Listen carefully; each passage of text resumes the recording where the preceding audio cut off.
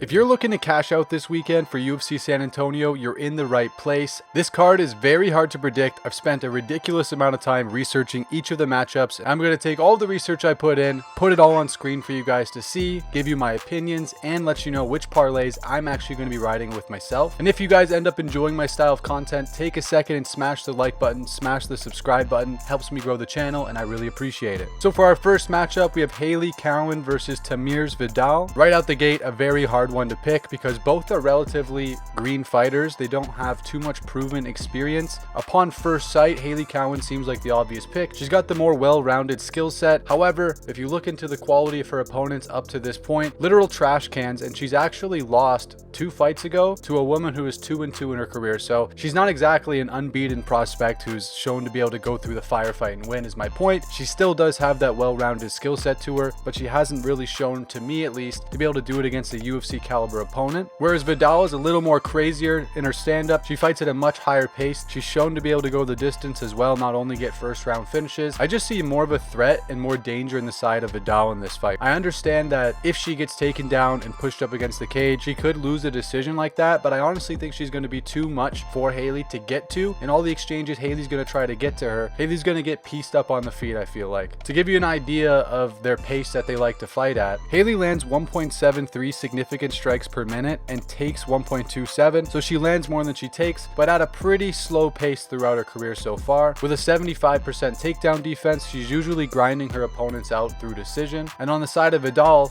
she lands 5.48 per minute, takes 4.19 per minute. Of course, these are only UFC stats, so you can take it with a grain of salt. There's a very limited number of fights to pick from that are getting these stats from, but so far, Viddal has shown to be able to fight at a much higher pace, and she actually got a finish in that fight as well. So for this specific pick, what I'm putting most weight into is just the quality of opponents that Hailey's fought up against and the fact that she's already been beaten while fighting those low-level competition. I just think Viddal's going to be a little bit too much for her in the stand-up. I think she'll have a little bit harder of a time than she's used to getting the wrestling takedowns, and I see Viddal winning a 29-28 decision. The X factor in this matchup is going to be Viddal's takedown defense and her cardio. I think her cardio should be fine, though it's much harder to go up against somebody who their main goal is to take you down and grapple with you. So I want to see how that's going to really affect this fight, as well as the takedown defense. If Hailey's able to take her down with ease, Hailey's going to win this fight. I don't think that's going to happen. That's what I'm banking my pick off of. If I'm wrong, that's where I'll be wrong. Best prop is going to be over 1 takedowns for Hailey. I do think she will get the takedown. My bookie doesn't actually have this matchup with props available, but if you can get over 1 takedown for Hailey, definitely go grab that. It'll probably be like -300, but I do think that one's going to cash. Moving on up, we have Victor Altamirano versus Vinicius Salvador. I'm going to be taking Victor Altamirano in this one. He's fought the tougher competition. He's got a good, well-rounded skill set to him, getting submissions and KOs and winning on decision in his career. What's scary about him in this matchup is the quality of opponents he's fought isn't all that great. It's the same reason I'm picking against Hailey in the first one. However, when I'm looking at the tape on him, he just seems very well-rounded, and I think he will be able to handle tougher competition as they're brought to him. On the side of Salvador, I would say he is a little bit better of a striker. Both are really high-paced strikers, but Victor's been able to go the distance and hold up that pace and continue to do really well throughout all 3 rounds, whereas Salvador hasn't done that yet. He either gets you out of there right away, or he has a really tough time throughout the rest of the fight. Both of them have fought not the best competition. They're both going to be a pretty hard matchup for each other specifically. I see Salvador coming out and likely winning round 1, but if he doesn't put Victor out in round 1, I see Victor coming back, doing better round 2, and really running away with the round 3, potentially even getting himself a finish. It's going to be one of those fights that you might want to look at the live odds for, because our boy Victor, he might come out and have a real tough time. Not an easy matchup. Both are really high-paced strikers who like to go at it, so I don't think either man's going to make it out of this unscathed. On the side of Victor, he lands 7.04 and takes 5.32 strikes per minute, so he fights at a really high pace, and he's good at landing more than his opponents, right? So think about that. He has a striking accuracy of 60% with a 70-inch reach, so he's really good at fighting at a high pace, landing more than his opponents. He puts most of them away, but again, he hasn't gone up against the best of opponents. And then on the side of Salvador, he lands 8.43 and takes 7.15 strikes per minute. His overall striking accuracy is 45%. He's won 13 of his 14 wins by TKO, and he also has a 70-inch reach, so that's why the odds are so close in this one. It literally is a coin toss matchup. Will Salvador get him out of there early? Will Victor get him out of there early? I think both of them could do it to each other early, but as the fight goes longer, it looks like that should favor Victor, but we'll see. Best props in this one is going to be Victor Altamirano by decision at +250 150 or Vinicius Salvador by KO TKO plus 160, depending on which side of the fight you edge this one to.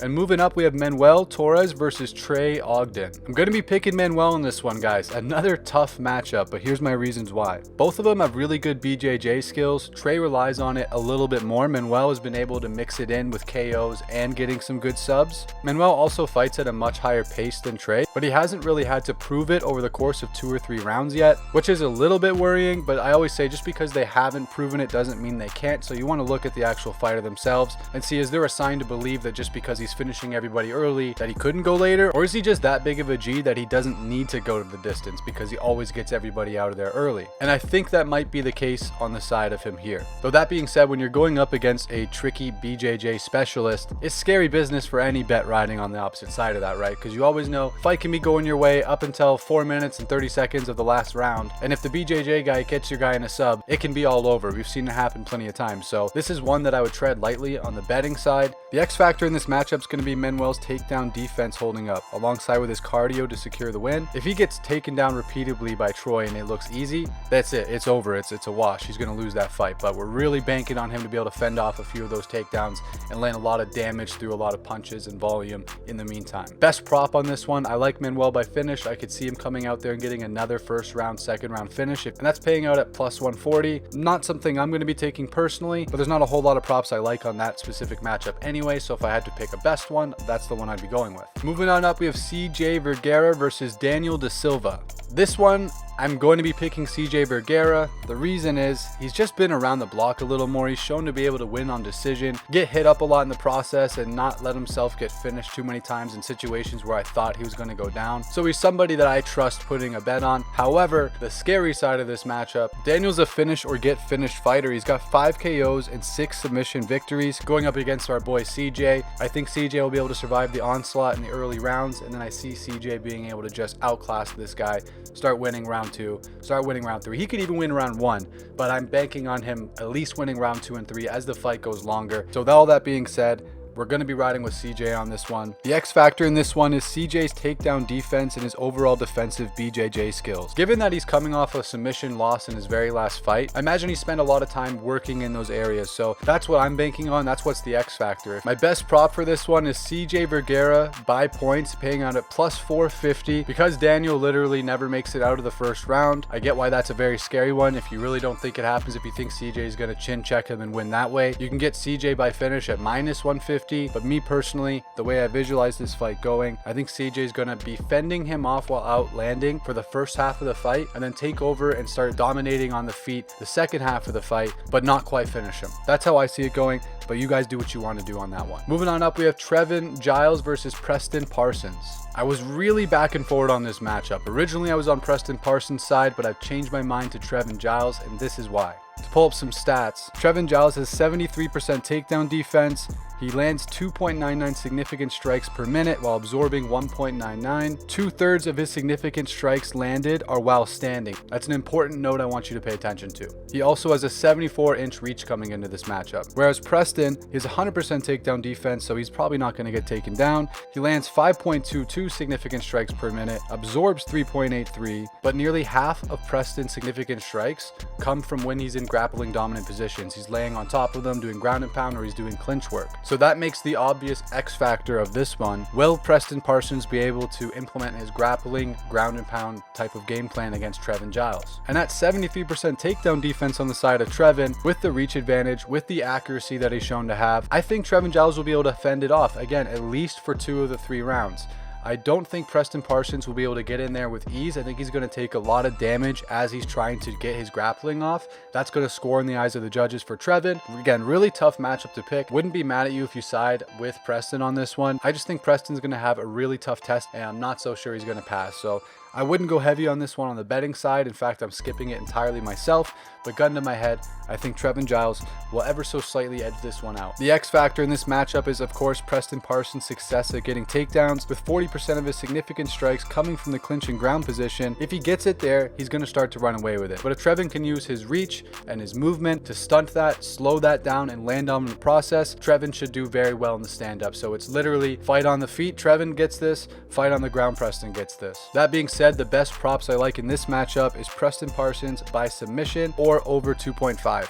I know I just picked Trevin. Moving on up, we have Steven Peterson versus Lucas Alexander. Peterson's got 5 wins by KO, 9 by submission, but he's been very inconsistent in his UFC career thus far. He usually lands 5.17 strikes per minute, but absorbs 5.97, so he fights at a high pace. Others usually get the better of him. That's why he has been inconsistent. But that being said, he does like to go into a little bit of a firefight. On the side of Lucas Alexander, he's got 7 wins, 3 losses, not very much amateur experience. All 3 losses of his are by submission, which again, Steven Peterson has 9 wins by submission. So that's a little bit worrying on the side of Alexander. And my pick is going to be Steven Peterson to win this, but betting wise, it's an underdog or pass. I could totally see a world where Lucas comes out here and just beats the living piss out of Steven, right? Steven isn't the best striker. Most of his significant strikes landed are when he's in grappling dominant positions. So that stat from earlier can be a little bit misleading. And if he isn't able to get off his grappling dominant positions in here, he's going to be in for a deep night. That being said, with the limited amateur experience and the limited pro experience of Lucas Alexander, I don't trust him to be able to stop Steven Peterson from implementing what he needs to do. He really needs a win here. He's going to be out of the UFC soon. He's fought the way tougher competition, has a few UFC fights under his belt, so I understand why he is the favorite in this matchup. Gun to my head, I would pick him. Might even throw him in on like one parlay, but my advice would be don't go heavy on him at the very least. The X factor in this one's going to be Lucas Alexander's takedown / grappling defense. If he's able to stop Steven and just fend off even a few of them while lighting Steven up, that can absolutely crush the mentality of the inconsistent Steven. So if we start to see that happening in round 1 where Steven can't quite get him down, we are in for a long night, my friends, especially Steven, but I don't think that's going to happen. I think Steven will be able to get off what grappling he needs to. He might have a takedown or 2 stuffed, of course, while the rounds are early, but I do think he'll be able to get there before he gets too tired and implement his game plan and get this one done. You got Steven Peterson by submission paying out at plus 300. That's going to be my favorite prop for this matchup, just because if I do see him winning, I could very well see that happening. He's got great submission offense. Lucas, on the other hand, has not so great submission defense, so that could equal a nice little plus 300 cash out on that prop bet. From the betting side, that would probably be my favorite bet of the matchup, even more so than the money line, but I will be taking the money line just a little bit as well. Moving on up, we have Daniel Pinada versus Tucker Lutz. I'm going to be picking Tucker Lutz in this one. He's up against a tough fighter in Daniel Pinada. 9 wins coming by KO, 18 wins coming by submission. But Daniel Pinada is at the end of his career. He's been really inconsistent as of lately. I think Tucker Lutz is a more well-rounded, better fighter. I know that might sound crazy because of the stats I just said. You have Daniel Pinada, who's coming off of a questionable substance abuse catch that had 2 of his wins overwritten from the PFL. So you always wonder, how is that going to affect somebody if they were cheating? And now they have their cheating juices removed from them, and now they're going to fight a really hard fight. I don't know, man. That's kind of a recipe for disaster. It's a dog or pass betting wise. The odds for this are crazy, minus 285. Wouldn't touch that with a 10-foot pole. Go to the prop side on this, but if you feel like Daniel can maybe get this one done, go for it. I could see it happening. He's got the skills. He has looked decent in his last few fights. It's just the cheating substance abuse that really worries me for him. The fact that he was caught, he's now, if he was cheating, had that removed from him. But even if that wasn't a thing, even if he wasn't a cheater, I would put this fight edging ever so slightly in Tucker's favor, just because of the youth, just because of the way Tucker fights. He's a very, very well-rounded, tough, durable guy who can fight at a decent pace.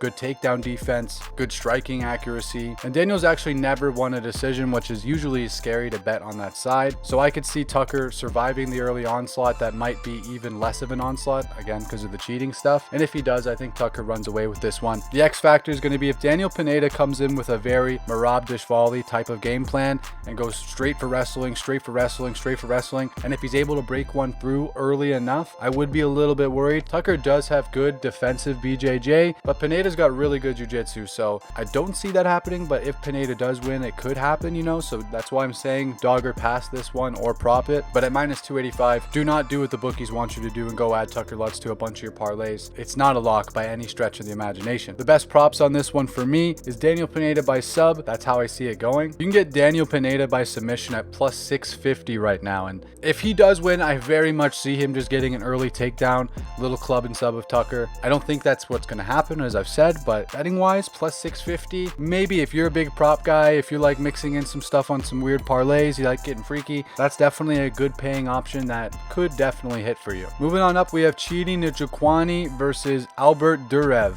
and this one's more of the easier side for me. I think Chidi's going to get this one done. I haven't seen anything that really impresses me on the side of Albert. His wrestling is very mid to low level. His striking is very mid to low level. Both fighters are coming off a pretty bad KO finish where they both lost, but Chidi actually has really good striking to him. He lands 4.28 significant strikes per minute. He only absorbs 2.47, so he's really good at getting in there. He's good at using his 80-inch reach to make sure he's hitting his opponents way more than they're hitting him. It's why he has a lot of finishes on his record, and I see this fight going pretty much exactly like that. I think he'll be able to stop the very mid to low level wrestling attempts of Albert. I don't think Albert will be able to hang with him on the feet. I don't even think he'll have an easy time getting to him with the giant reach advantage and size advantage. So I'm picking Chidi with confidence in this one, and at minus 148, not a bad stab there. I'm going to be using him on a couple parlays. We'll just say that. The X factor in this one's going to be Albert's game plan. Again, if he comes in solely going for takedowns, that is scary on the side of Chidi, right? He could get through and get, I don't want to say lucky, but if it goes his way and he does get through and get a takedown, he does have some decent submission game to him. I just don't think he's going to be able to get him down. I don't think even before he does get him down, he's going to get absolutely murked on the feet. And I see Chidi being able to get up if he does get taken down due to that raw strength and size advantage he has. That being said, my favorite prop for this one is going to be Chidi by TKO or KO. It's not paying out very well. It's only plus 120, but like I said, if it does happen, it's very well going to happen like that. I don't think this fight goes the distance, so you could also look to that on the prop side. But I really like Chidi by TKO for plus 120. But at that, you might as well just ride the money line in case it goes to decision at minus 148. Moving on up, we have Alex Perez versus Manuel Kape. This one's a tough one because Alex Perez is coming off 2 losses, but they're against the top of the division, Pantoja and Figueiredo. So you can't really fault him for that, and those guys beat him in the grappling department. I don't think Kape is going to go to grappling, and even if he did, I don't think he would do nearly as well as those past 2 guys did against him. You have 65.5-inch reach for Alex. He usually lands 4.67 significant strikes a minute, and he takes 3.41, so he's pretty good on the striking department, especially at getting hit less than he hits his opponents. He's got a 44% takedown accuracy with 7 wins coming by sub, which is a very important statistic in this matchup specifically. On the side of Kape, you have 68-inch reach, so good reach advantage for him, 4.46 significant strikes landed, and 3.92 taken. So both of them fight at a pretty similar pace. They're just about as good as each other at getting different strikes off and not getting hit. Different styles. Kape is a more straightforward, technical, pick him apart type of fighter, whereas Alex Perez, a little more wild, a little more crazy with it, but still very, sensible in the chaos. And I'm picking Alex Perez in this one, guys. I'm picking the underdog at plus 145. I like him in this one. Iron sharpens iron, in my opinion. And Perez coming off those 2 losses to those 2 great opponents, I think it's going to make him not only incredibly hungry for the win through his entire training camp, it's going to make him work on a little flaws that he might have found even within his own game during those fights. And I think it's going to take him into this matchup really going for the win. Not that he wouldn't go for the win before, but the extra mile, he's gonna really give it his all in this one. The X factor for me in this matchup is going to be how good can Alex close the range on Kape. If he can't get in through that reach advantage and he's getting peppered up, sort of like how Kamaru was against Leon, that could be all she wrote for Alex, man. That could be literally it. I don't think that'll happen. I think he will get peppered up a little bit, but once he gets in there, he's going to go for a little wrestling. And once you start mixing up the wrestling, that exposes Kape a little bit more to the feet, and then I think he'll start running away with it as the second and third round start to progress. When I say running away with it, not in a huge fashion, but I think he'll edge those rounds, win the second, win the third round, and get the decision. So that being said, my best prop that I like most on this matchup is over 2.5 rounds, and also Alex by points. I think both of them are good stabs. If you're on the Kape side, maybe you want to go over 2.5 rounds. If you're like me and you're on the side of Alex, taking Alex by points is not a bad prop bet at all. You can get plus 425 right now for Alex Perez to win by decision, so at those odds, definitely not a bad stab. But either way, those 2 are my favorite props for that matchup. Moving on up, we have Andrea Lee versus Maycee Barber. Andrea Lee is not a fighter you want to just write off. She's got a lot of heart to her, fights at a very high pace, is coming in with the reach advantage in the matchup. 50% takedown defense, 49% striking accuracy. Maycee Barber lands 4.42 significant strikes per minute and takes 2.64.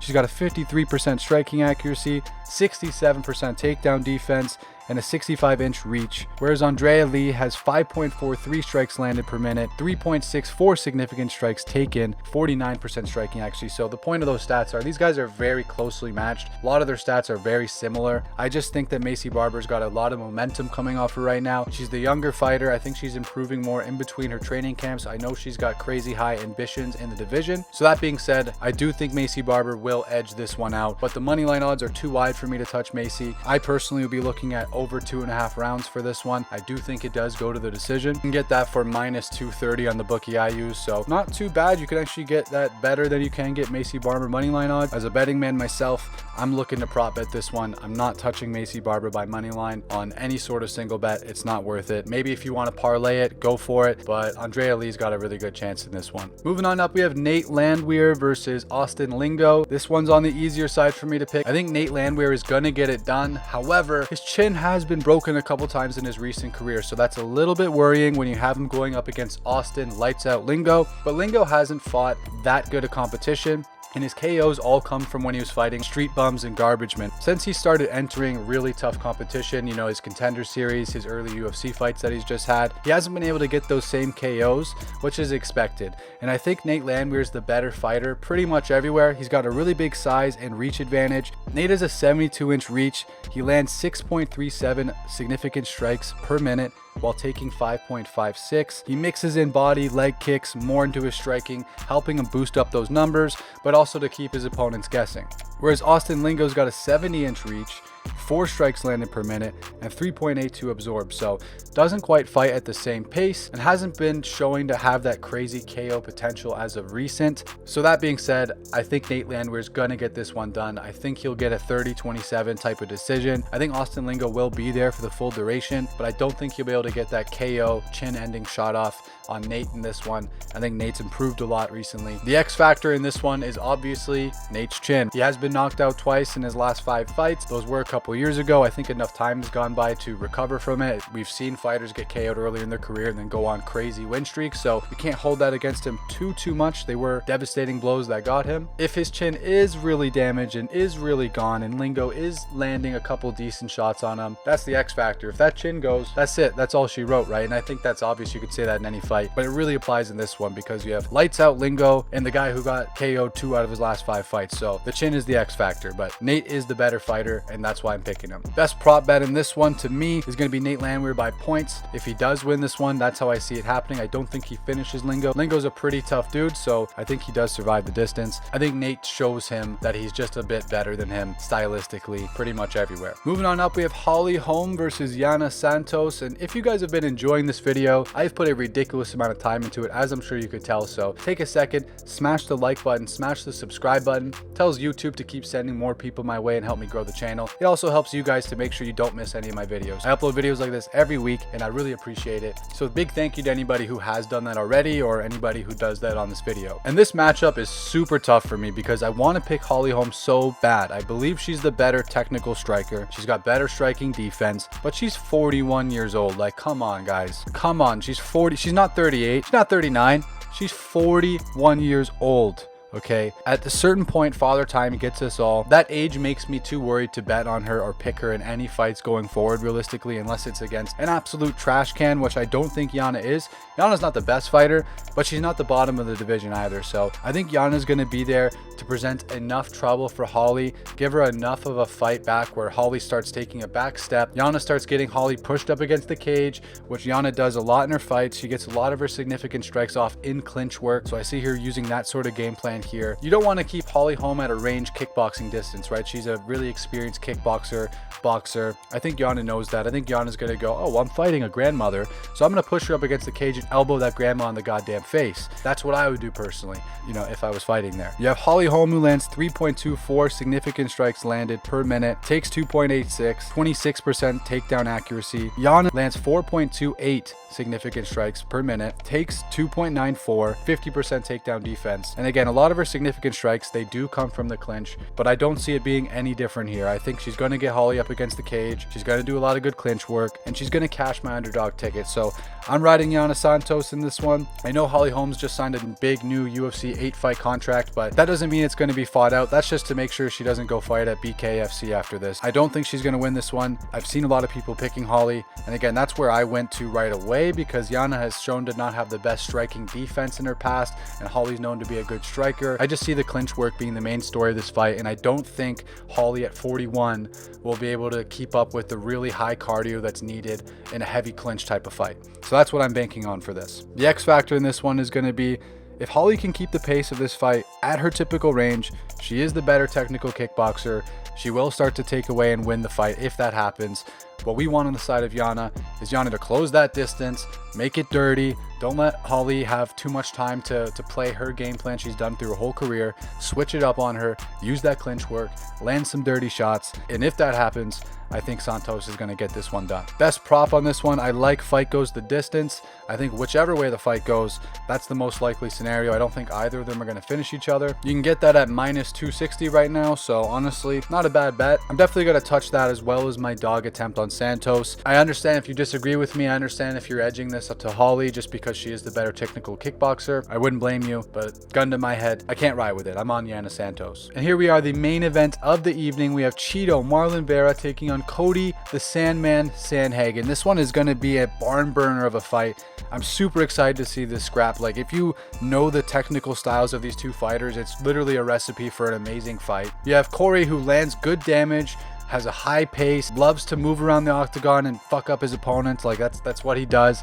In and out, hurt ya, bye-bye type of guy, right? Versus Marlon Vera, who's like a shark waiting to pounce on a baby on a little life raft. You see him there, you go, oh, well, he hasn't done it yet. He hasn't done it yet. Oh, fuck, the shark ate the baby. Like, that's how I feel watching Chito fight. He's always learning and computing his opponents, getting a read on them while landing big damage in every shot he does to make sure he doesn't fall too far behind on the scorecards like he did earlier in his career. And when he does get that timing down, he seems to not get lucky KOs. Like, these shots are very well calculated, so it's not something I couldn't see him repeating in this matchup. But whichever way you go in this one, it's a tough one to put the bank on. We'll just say that. You have Marlon on a 4-fight win streak, 4.28 significant strikes landed per minute. He takes 5.01, so that goes to show he does get hit more than he hits, but he wins his fights because he hits his opponents a lot harder and does some devastating things when it happens. He's got 42% takedown accuracy, 8 wins by KO, 8 wins by submission, whereas on Cody's side, he lands 6.15 significant strikes per minute. He takes 4.21, 62% takedown defense, coming off 1 win and 2 losses. His win over Song Yadong and his loss was to Peter Yan and TJ Dillashaw. Cory actually landed more volume in his fight against Peter Yan and TJ and still lost, right? Because both of those guys did the more significant shots and were more visibly damaging to Cory. I see the same type of thing happening here. I think Cory will outland Marlon. That's what the numbers show. It's his type of game plan to do that. But I think Marlon will really start to hurt Cory, especially as the rounds pour on. Rounds 2, 3, 4, 5. Marlon's going to be chopping away at those legs, chopping away at the body with devastating kicks, getting his reads, slowing Cory down a little bit in the meantime to set up some nasty stuff coming in the later rounds. And whether or not he gets a finish, which is hard to bank on in any fight really, I could see him winning a decision as well, because we've seen the judges gear more towards the sides of damage recently. The UFC judging criteria is damage overall, like we saw with Cory's losses to Peter and TJ. I think Vera is going to follow that same game plan. Not worry too much in round 1 about the volume that's coming from Cory. Just worry on really fucking up those knees, fucking up his calf, hitting him with those body shots, slow him down a little bit, and then up your volume. Chito Vera has a really good cardio to him. He's not somebody that's going to get tired.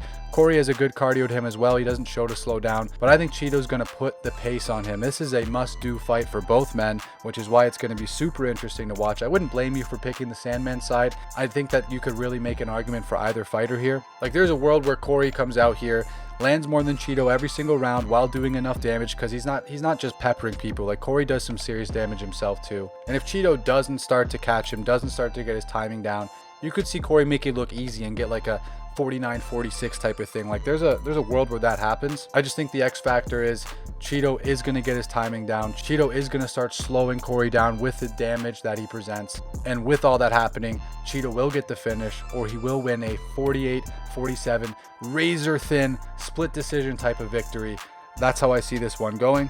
I love him as a fan. I think he's a great fighter. I think he's more technically sound than a lot of people give him credit for, and I think he will get the job done this weekend. But this is one that I really want to know what you guys think. I went back and forth on it quite a lot before I made my video earlier in the week. So let me know, who are you picking in the top 5 main fights of this card? The whole main card. Let me know your prediction. I want to see if any of you guys are going to ace it and get it perfect. So I've got my parlays in, and these are the 5 parlays I'm going to be riding myself for this card. I'm going a little lighter than I usually do just because this card is a pretty scary one to bet. But if any of you guys want to see what I'm doing and potentially ride along with me, here's what I got. My first one, I'm taking Victor Altamirano, Chidi Nkokuani, Nate Landwehr, and Marlon Vera for 11.6 extra money. You only need those 4 fights. So to get 11.6 from that, I like that a lot. I got 1 unit on that. I then have Steven Peterson, Maycee Barber, Yana Santos, and Marlon Vera. Another 4-leg parlay. This one pays out 16x your money because you got Santos and Vera, 2 underdogs on there together. Not so bad payout. Again, I'm throwing 1 unit on it. Take what you like, remove what you don't like. I don't want to ever lose sleep because you guys wrote a parlay on me with your rent money or something. My next one, I have Maycee Barber, Nate, Chidi, Steve, CJ versus Daniel, the over 1.5 on that. And all of that together is 13.7 extra money. I wanted to mix in the over on that just to get off of all money lines. And I think the previous 3 matchups obviously should hit for my prediction video. So 13.7 extra money for only another 4-leg parlay. Not too bad. I like that a lot. My focus of this one was trying to limit the number of legs I throw in and trying to limit the number of times I reuse a certain fighter. That always screws up my parlay, so I'm trying to play it safe this week, as you guys can tell. The 4th parlay I'm going to be doing is Tucker Lutz, Trevin Giles, Victor Altamirano, CJ Vergara, but moneyline this time, over 2.5 rounds on the Holm fight, and over 4.5 rounds on the Marlon Vera fight. So I like the 2 overs I have at the end, obviously, as I said earlier in the video. And then we're just adding in the other money lines to juice it up a little bit from the picks I have. If you do all of that together, you're going to get 14.8 extra money.